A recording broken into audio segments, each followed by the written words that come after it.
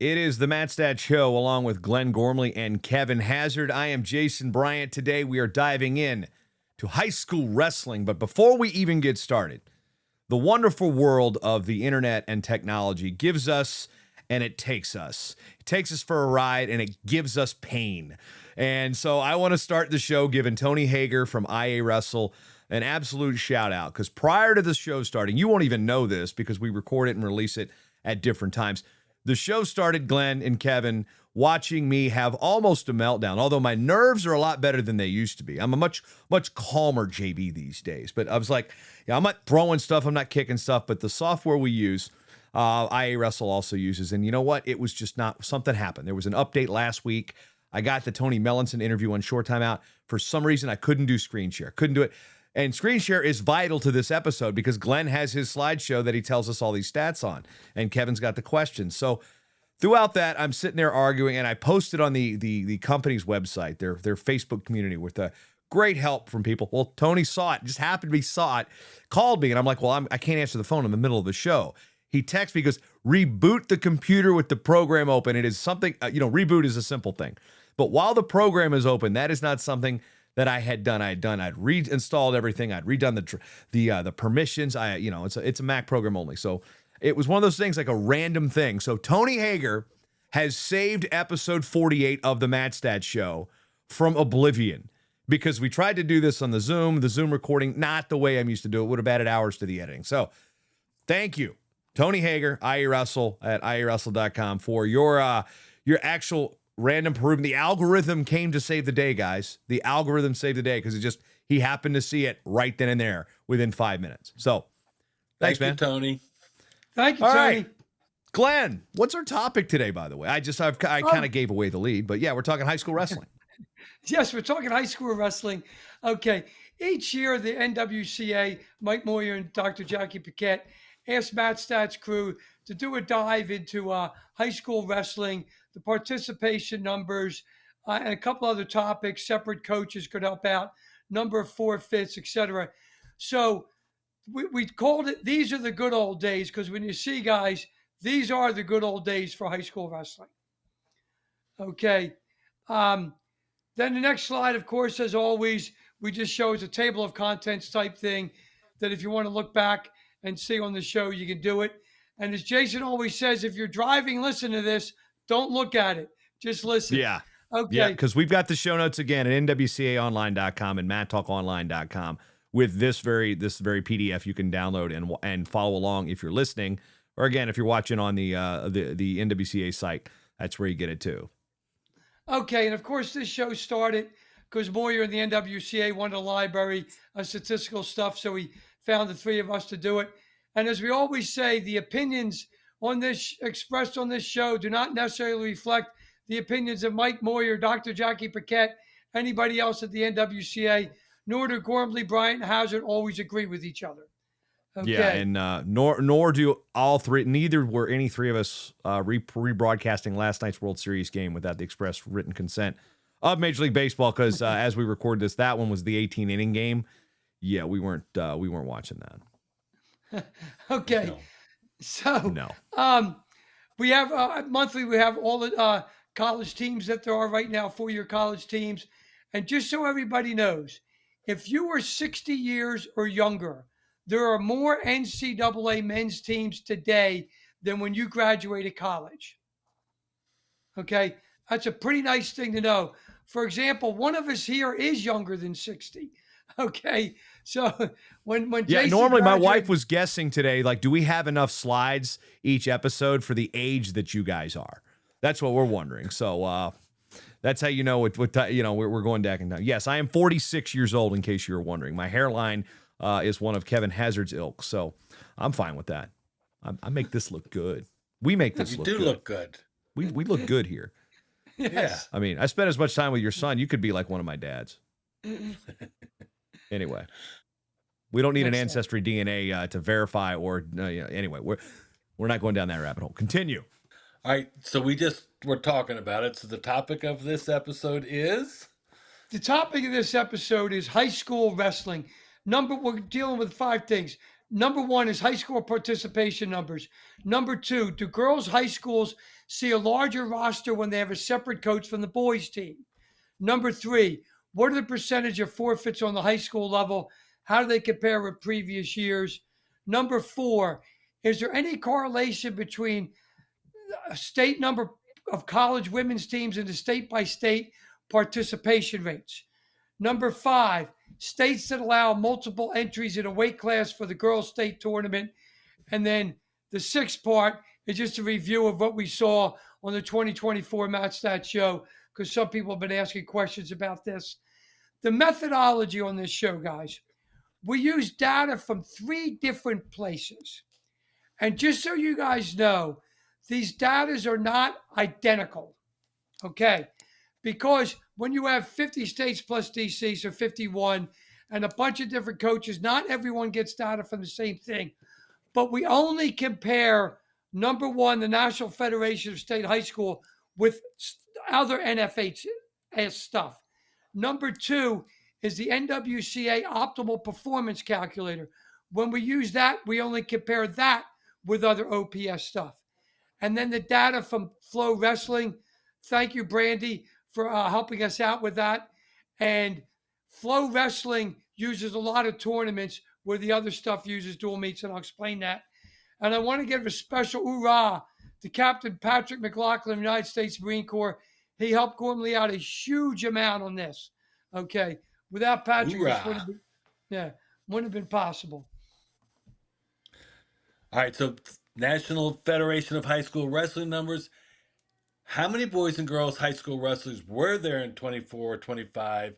And how does this rank over the last couple of decades?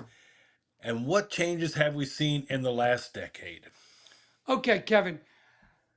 There are now over 300,000 boys wrestlers.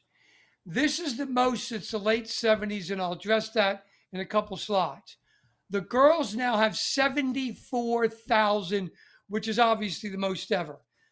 In the last decade, the boys have grown over 16%. The girls have grown 545%, which is just off the hook. Okay. The next slide you'll see where it has all the boys' numbers all the way since the NFHS started this in 1970. And you can see in big red bold up top there, it's a little over 300,000.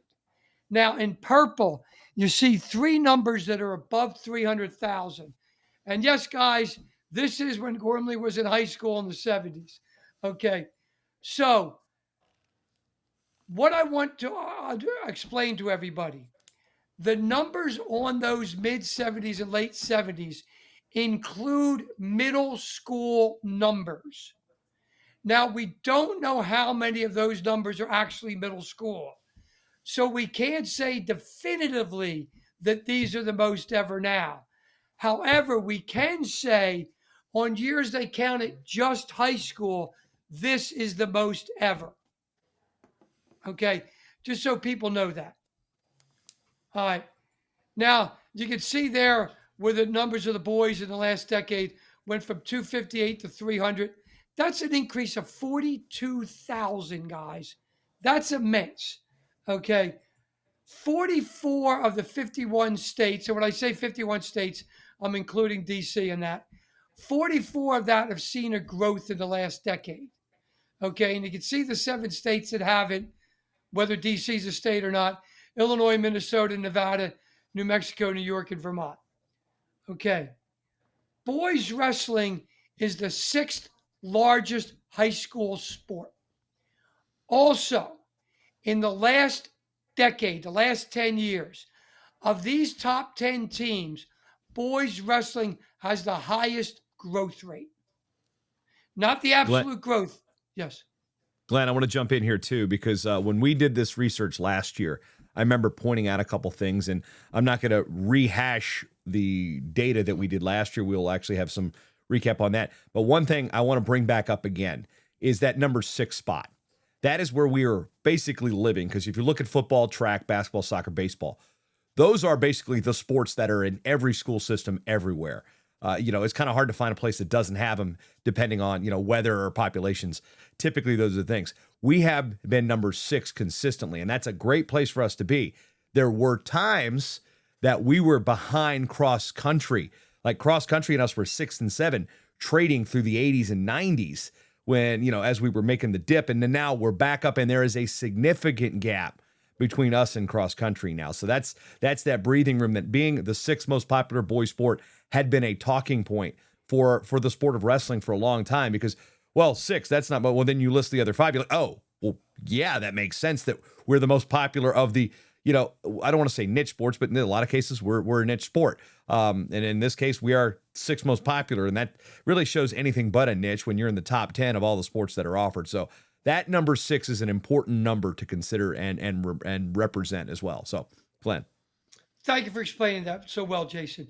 Okay, then on the next slide, I've added some stuff here because Kevin and so many other people like to see graphs instead of just numbers, and you can see see the rise in the amount of boys participants in the last few years. Then we get to girls, which is just growing off the hook, guys. 74,000. In a decade ago, there was 11,000. Okay. Girls high school wrestling is now 12th. We have more girls wrestling in high school than one of the women's oldest and dearest sports, field hockey, has. Okay. We're going to pass golf soon, folks. And we're probably going to pass women's lacrosse in the near future, too, which really shows you how much this is just happening with women's wrestling. And if you look at that chart on the next slide, you can just see a spike in that. Just the random growth in this. Now, some people have asked me, well, what about if you combine them, men and women combined? Well, I'm quoting Dan Patrick here. Dare I say, in Fuego, you can't stop. You can't stop Moyer. You can only hope to contain him. Okay, the growth we have seen, and Mike and NWCA has been a huge part of this, with so many other people involved. But we are now 8th in combined boys and girls in high school. And like Jason says, those top 5 are the real big sports you can see every day on TV. And volleyball has been huge with women. And of course, cross country with this. But we'll keep climbing with the way women are growing. It's a great thing. And the next 2 slides, you can see a total participation. And then you can see all 3 of them in one slide. And once again, don't look at that when you're driving. All right. So one of the things that we did want to talk about is the growth of women's sports, and how, are there different ways to get there? For example, do they have larger rosters if there's a separate coach from the boys team, or not?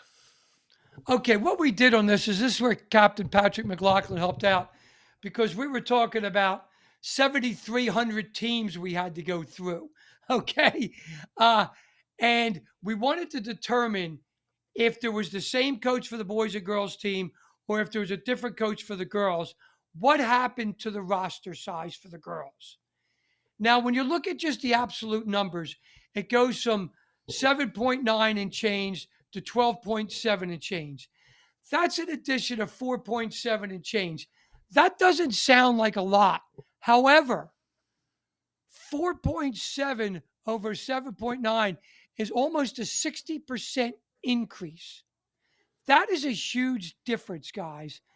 And there's almost the same amount of girls with a separate coach as there are with the same coach.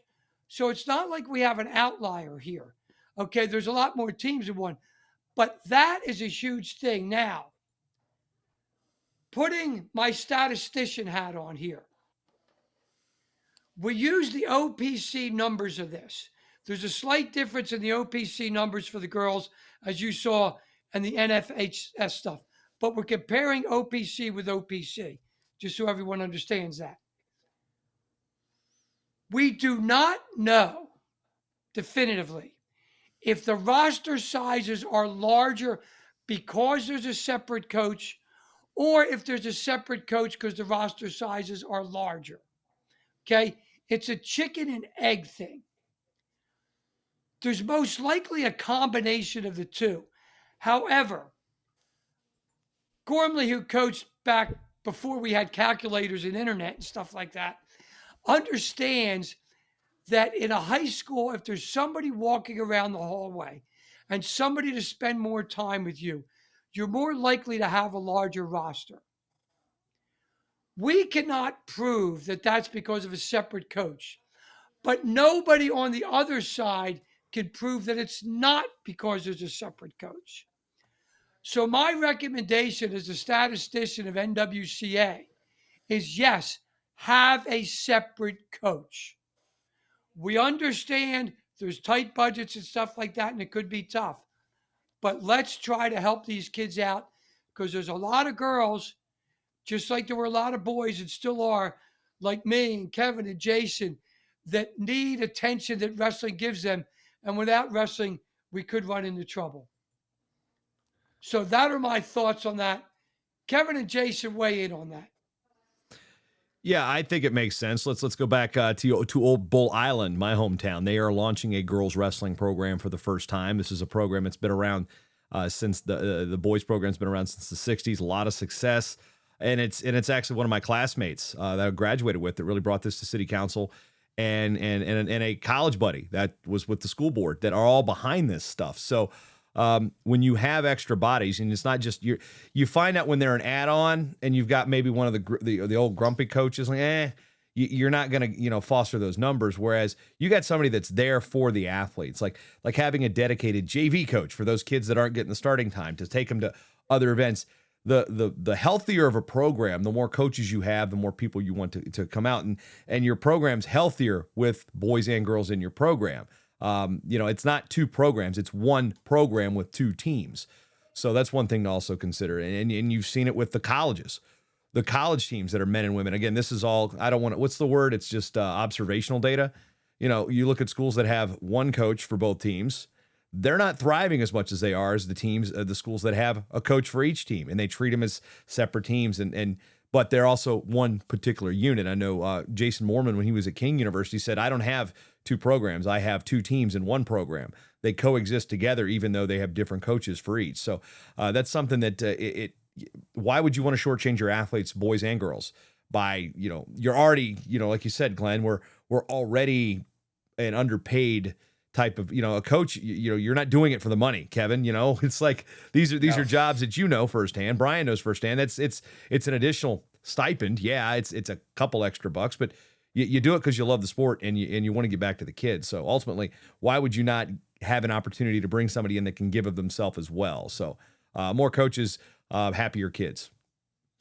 Also, we were looking at the women's growth, and it's going almost at a 45-degree angle, and it's explosive. 500% increase over 10 years. That just tells you you're going to need more coaches to continue, and they're going to continue to grow like that. And it's probably going to start leveling out sometime soon, but it doesn't matter. There's going to be 150, 200,000 girls wrestling, within the next 5 years or 10 years. We're going to need those extra coaches for that. Glenn, I'm going to put another one on you. We don't think we have the data for this yet. When you have a coach for the girls team that is also a female coach, where are the numbers going to go there? Where's the growth rates for teams that have their own women's coach that is a woman? That is, again, goes through things that they did. Great question. And now we're coming through generations. I used to joke that nobody's grandma wrestled. We're getting close to that because we're getting close to that. So that joke is not gonna exist anymore soon. We're gonna have generations and generations and generations. We've got girls coaching and women coaching at the high school and college level consistently. So that critical mass, that's 77,000, that's 74,000. When they graduate and they go to college, they're going to come back and if those that are teaching and coaching, they're going to have that opportunity to talk to the girl out of the hallway. Whereas, the male coach, you may have a little bit more trepidation. Again, I have two daughters, so I'm curious on how their feedback are with their PE teachers that are men versus women. So, it's could be a psychology. we don't have stats for that, but I think it's something to consider. I think that's really interesting. I was at the dentist, which I hate to do, but I had a crown, and the woman who did my crown wrestled in high school. I said, "How'd you do?" And she said, "I did well. I placed at the state," and she was on the boys team. I said, "Well, what'd you do in college?" She said, "Well, I didn't go. It wasn't the same." And she's older. I don't think the opportunity was there for her. The opportunity is now there, and like you said, Jason, it's just gonna keep growing. And maybe if there was a woman coach there, she would have gone on and wrestled in college. Next year we broach this topic, or later on in the year we broach this topic, we'll get a women's coach on and give the perspective, because three dudes talking about what the preferences Yeah. of women athletes. Yeah, we need a better Yeah. perspective on that one too. Now, talked about the coaching things. What about states that allow girls to wrestle boys versus states that only allow girls to wrestle girls? Is there a difference in participation growth rate that way? Okay. Now, of course, we know that girls wrestling is just growing off the hook, like we said, 545%. So there's growth any which way you slice it. Okay. And in states that only have girls versus girls, it's a 458% growth. In states that allow girls to wrestle boys at any time, it's 698%.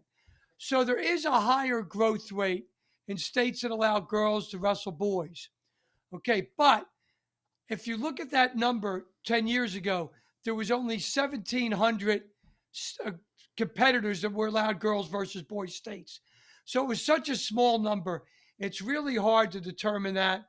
So I really can't make a judgment out of which thing is having a better growth rate. Even in states where the girls allow the boys does have a better growth rate. But the bottom line is it's growing. Girls wrestling is growing no matter what you do with it. Okay. Now, when you get down to slide 36, okay, states that have girls wrestle girls, those states have 1,500 average girls competitors. States where girls can wrestle boys anytime have 690. And states where girls have to wrestle girls starting at the state tournament as 1,900. So when you look at that, states where girls can wrestle boys anytime have lower numbers. And it could be, once again, like Jason said, you have three old guys. We really can't say with a 15-year-old girl who they want to wrestle, right? We're not 15 and we're not females. So it's a tough thing. But on this, what I've learned the last 2 years in this is any way you slice this, this pizza up, girls wrestling is booming. Okay. And what we learned is population last year is the largest correlator. You can see that on slide 38. Population is the largest correlator for how many participants there are in the state. So it's really not a factor of anything specifically one state's doing differently than the other. It's a bigger factor on the bodies that are out there. Okay. And we're getting to the point where girls wrestling is a mainstream sport and people are just really jumping on board. Yeah, that's really interesting. Also, but let's jump back and let's go back to boys and girls. What about? Let's talk a little bit about forfeits. What's Okay. the percentage of forfeits for both boys and girls in dual meets in high school and college? And what was this percentage 5 years ago? Okay. In 24, 25, all the high schools we did, there were all the matches, 29.9% were forfeits. Okay. Now, when you look at this, you can see the states that have the lowest forfeit percentage on slide 41 goes Jersey, California, Ohio, South Carolina, Minnesota. Jersey's down to 19%. And then you see the states with the highest. And surprisingly, Nebraska, West Virginia, which we all think of big wrestling states, are 46 and 47. Okay, Connecticut has the most. Okay. Also of note, Glenn, of that top five, only Minnesota is a 13 weight class state. Thank you. Okay. Of those five, there's a couple out there, but of those top five. So when you look at this thing, I ran some correlations on the percentage of forfeits state by state and the number of matches which Jason just brought up. There's no correlation whatsoever there. Okay. Um, Percentage of forfeits correlated with number of wrestlers. There's a moderate inverse correlation, meaning when there's more wrestlers in a state, there's less forfeits. Number of teams, also a moderate inverse correlation. Wrestlers per team is a weak inverse correlation. I thought this would be the strongest, okay, strongest inverse correlation, but it turns out that it's not. Okay, the forfeit rate in boys high school wrestling has been at 30% through the years, especially the last 5 years. So it's remained constant, even that we got more wrestlers. And in the slide you just saw previously, that didn't make any sense right away because as we saw more wrestlers, we saw an inverse negative moderate correlation. Now, with that being said, the correlation is a state by state thing. We can't assume over time this will equate to more wrestlers and less forfeits on that. So there's a little mathematical there. Now, when I was doing this with Jason, we talked about the bell curve of what people weigh. Okay. More people in high school weigh 150 pounds than weigh 300 or weigh 100. Okay. So you're going to have some bell curve effect in here. So we ran this forfeit percentage for weight classes, as you can see on slide 46. Okay. And if you remember, it's 29.9% for all. The two weight classes, 115 and below, the forfeit rate is 47%. From 116 to 214, it's 26. And for the two big ones, 215 and heavyweight, it's 30%. So it's not really the bigger weight classes that we're having a problem with the forfeits. It's the two lower ones. Now, But you know what? But there's something there, and I don't know how you'd quantify it. But so many times I've seen it. You've got a 190-pound kid, and then your second string 190-pounder is your 215-pounder. I think that happens a lot, and I don't know how you quantify it. I would venture to say if you had true 215 and heavyweight, that 30.4 would go up, and it would more mirror the bell curve. and Kevin, you could be very right about that. And the problem could be why at 115 and below there's a lot of forfeits is because there isn't a 90-pound kid to bump up to 103. Okay, where there is a 189-pound backup to bump up to 215.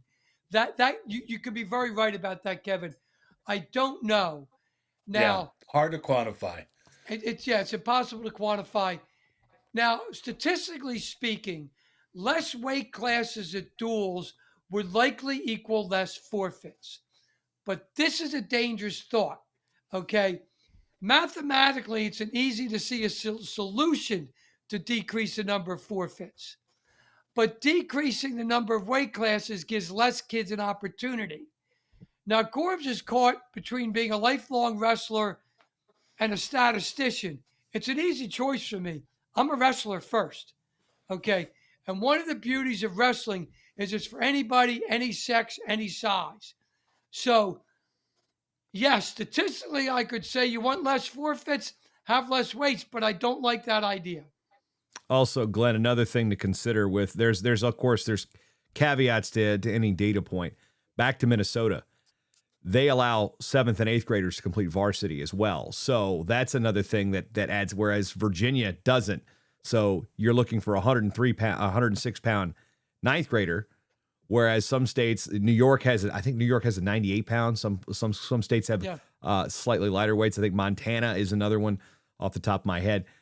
You're looking for a 7th or an 8th grader, depending on the county. Some counties allow it. Some here in Minnesota, some counties don't allow pre-high schoolers to compete varsity. So it's a lot easier maybe to find a 106 pound 7th grader than it is a 106 pound 9th grader some places. So that's another thing. It opens up your pool, and that could also skew the data just a little bit too on that forfeit. Yeah, that could. That's an interesting. I don't know point. how much it would impact, but it's one of those asterisks to consider depending on the state. Sure. But that's a real good point. That's we're looking for solutions, and going to a dual meet and seeing 4 or 5 forfeits is just it's not right. And maybe that's something that other states should look at. I know New York has it too, right? You don't have to be in high school to wrestle varsity. Now, there's another thing with the dual meet. See, I kind of on the fence with this because to me, an odd number means when you come to a tie, it's easy. You eliminate the need for criteria at all. Matches won. End of discussion. So, like in Minnesota here, again, to bring where I live currently into the fray, when they have a dual meet series, their state tournament their state champions by class are determined by dual meets. That's wrestled on Thursday prior to the state championships at the big arena, which is now Grand Casino Arena. It used to be called the Excel Energy Center. So, but if you forfeit to get a favorable advantage, for example, you start bumping guys around. If you leave that weight vacant, that weight has to stay vacant the rest of the day or the rest of that competition. So if you forfeit 145 to bump your good guy up to or whatever the weight class, 144 to bump him up to 150 to avoid the good one and give up a 6, well, guess what? You're leaving 144 open the rest of the tournament. So you see bumping, but you see guys put into those places. You're not giving free 6s at the state series and the sectional series. So that's another thing I think Minnesota's done to curtail that practice in the postseason. Wow, that's interesting. I like that. Personally love it. Okay, now, Kevin, answer your question about the percentage of forfeits for high school girls. It's almost 46%. Okay, that number is, of course, going to be larger than boys because girls, as we discussed last year, is a growth industry and boys is a mature industry in a business term. Okay, so there's going to be more forfeits for girls than there are for boys. Okay. With this, if people are saying, well, there's just too darn many forfeits for girls, okay, I want you guys to think of something. Number of high school girls matches actually wrestled according to Flow. I don't know where they got all their data from every state, from every tournament, what have you. Okay. This is 61,000 matches actually wrestled. That is 95 times the amount of matches we saw at the NCAA men's championship matches where my fellow co-host Jason Bryant and my other fellow co-host Brian Hazard's son are the main announcers. Okay. It's 95 of those guys. So this girls' high school wrestling is really starting to be a big thing. Okay. It's impossible really to look at this any way other than that. And I believe I said Flow originally, that was supposed to be OPC in this category. But that is just how big girls' high school is getting now. And I'll use an analogy for you on that. This is how mainstream we've become. Girls' high school wrestling is mainstream. And I use this fact often with people when they say nobody goes to minor league baseball. More people go to minor league baseball games each year than go to see NFL football games live. Okay? Now, that is because there's so many more minor league baseball games, etc. Okay?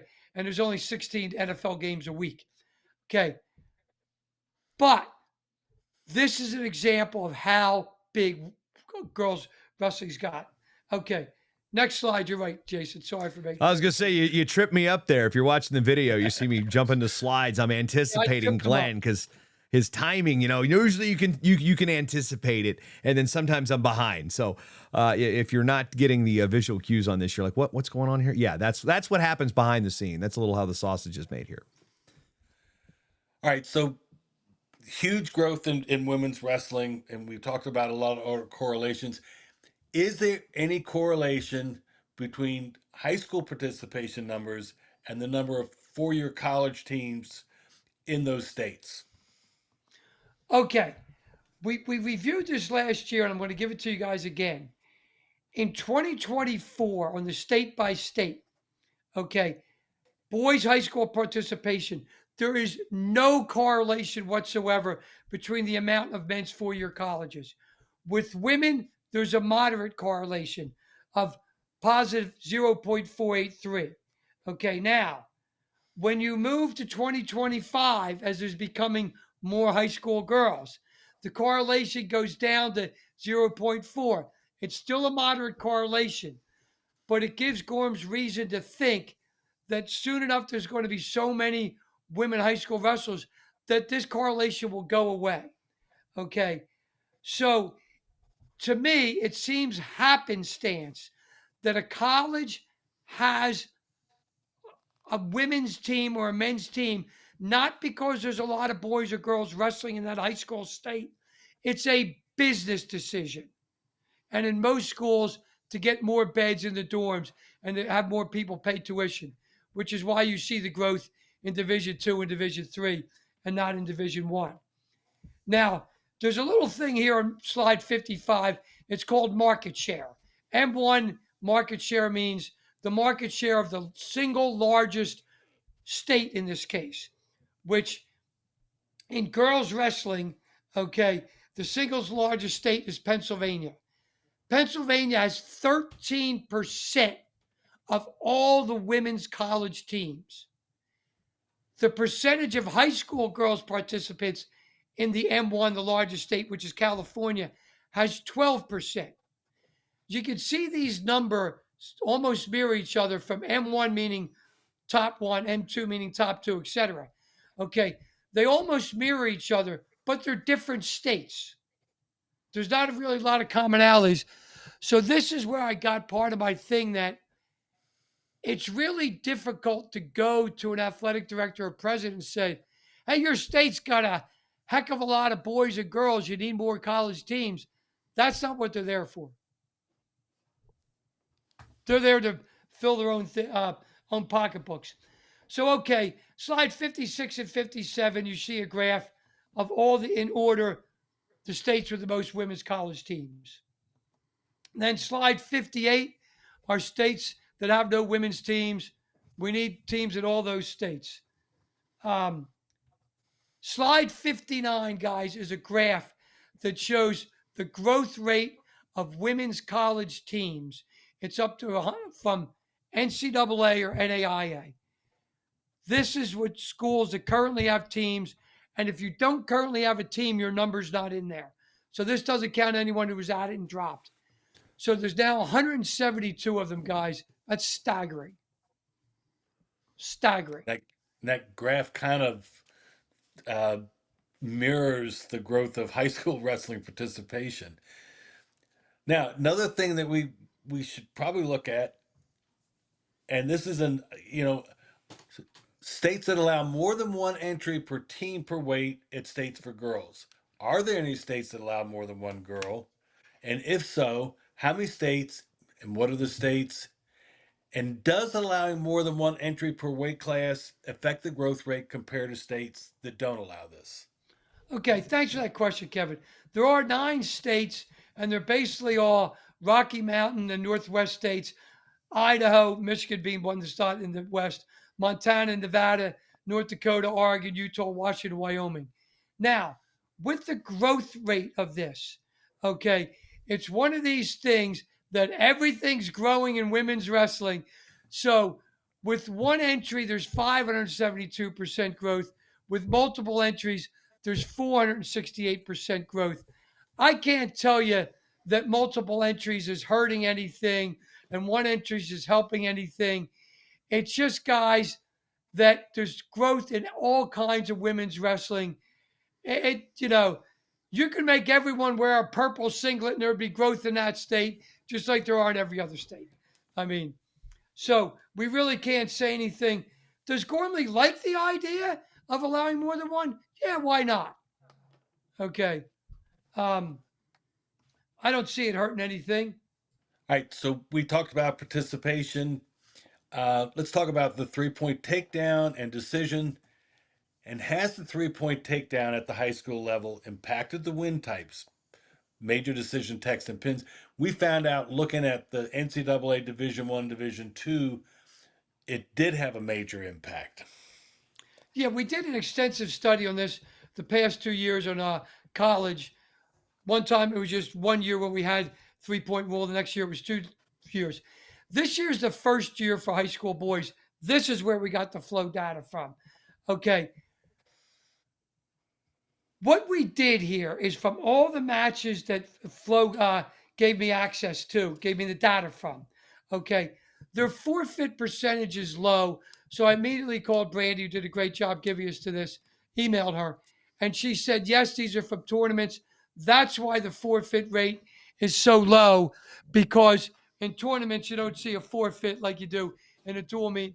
However, the total number of forfeits was below what we saw in the boys. So we used a consistent apples and apples with this flow data. And what we found out with the boys is regular decisions are down 25%. Major decisions are up 21%. Tech falls are up 254%. Pins are almost identical. And this mirrors exactly what we found out, different numbers and stuff like that, but mirrors the trend that we found out in the last 2 years, over the last 4 years in the men's Division One category. Now, one of the reasons these numbers could be a little bit different is you have all types of levels in this 734,000 matches. Okay. In the NCAA Division One Men's Championship, the worst guy that makes that tournament's a pretty darn good wrestler. Okay. So there's not much of a variation in the talent level between the 33rd seed and the first seed, and compared to what you're seeing in this chart. So that explains what goes on there. But it is the same thing happening, guys. When you raise the value of the takedown, the margin of victory will increase. And we see it happening. Did I? Okay. I accidentally included the word boys in there. I have to change that to where it's girls. But we see girls changing the same way too. I made a typo there, guys, where it says 2024, 25 boys. That's supposed to say girls. Okay, for this one. But girls, we saw the same change in less regular decisions, more majors, more tech falls, and almost consistent with pins. Okay. 70, Kevin. Okay. 2024 research conclusions. How about we do a recap of some of the findings we researched our 2024 two-part series for the high school numbers? There were several areas that we could draw any statistical conclusions from. Thank you, Kevin. I've gotten some questions again for the same questions we answered last year, and I didn't want to make this show to be 2 hours and lose any viewers and stuff like that. So I'll give you a quick recap. We already said population is the largest positive correlator for state by state. There was a large positive correlation between boys and girls' participation. In other words, girls and boys want to do the same sport, which is the world's oldest and greatest sport. High school boys wrestling is growing 3.5 times faster than all boys high school sports. There's no correlation between boys high school participation and the number of four-year college teams. Okay. No correlation between boys participation and the number of divisions, whether you have AAA, AA, single A. No correlation. MatStats believes the number of weights should be a state-by-state decision. There was no correlation there on the amount of participation. So leave it up to the state. States that keep score in individual states have a higher participation growth rate, but not enough states that do not keep score to have any meaningful conclusions. So you can say stuff on this, but it's really not statistical evidence to prove anything. MatStats could not definitively say if we have a state dual meet tournament, if it affects participation numbers, because there's so many moving parts on this. So, guys, that is MatStats' 2025 show here. And I like Kevin Hazard, who gives us his Kev notes. This is the white paper for Dr. Jackie Paquette and Mike Moyer that they can sum it up quickly and give you an elevator speech. Your table, Kevin.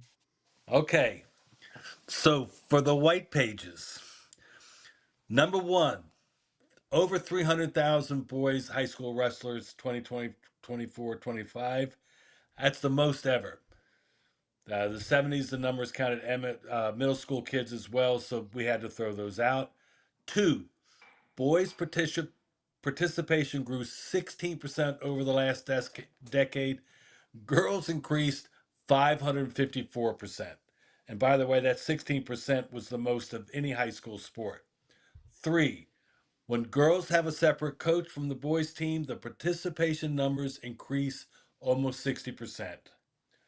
Four, states that only allow girls to wrestle girls the entire season or at the state level, they have a higher arithmetic mean participation number than states allow girls to wrestle boys. Five, interestingly, states that allow girls to wrestle boys does have a higher growth rate than states that don't allow this. We'll have to see how that plays out over the next couple years. Six, there's almost 30% forfeit rate in boys high school in 24-25. This is consistent with the rate over the last 5 years. First two weight classes below 115 had a 47% forfeit rate. Girls high school has a 46% forfeit rate in 24-25. That's probably going to go down as the number of girls increase in high school wrestling. Number 8, no correlation between state by state male high school participation numbers and the number of college male teams. Yet there is a moderate positive correlation between state by state girl high school participation and number of college teams. But like Gorm said earlier, that's gone down since probably keep going down. 9, we could not definitively say that allowing more than one entry per team per weight had any effect on participation numbers. 10, just like we saw in the men's NCAA Division I championships, boys and girls high school, after the new takedown rules, so fewer regular decisions, more majors and techs, and the same rate of pins. So they almost mirrored the high school almost mirrored identically to the college numbers. Thank you for that recap, Kevin. Jason, you have anything for the show? Sum up? No, I'm just thinking that when we look at some of the forfeit data, one thing that jumped out at me was when we're going back to the states that allow girls to compete against boys. I think that one probably is, again, this is just looking at it and going, eye test sort of thing, is where you start girls wrestling in a new state where there's not girls against girls. So naturally, you're starting from a zero. You had alluded to it there, say there was only, say, 1,700 to draw from. And when you double that, the numbers are going to look significantly because eventually those states are going to move to just girls against girls. It's not like they're just going to stay there.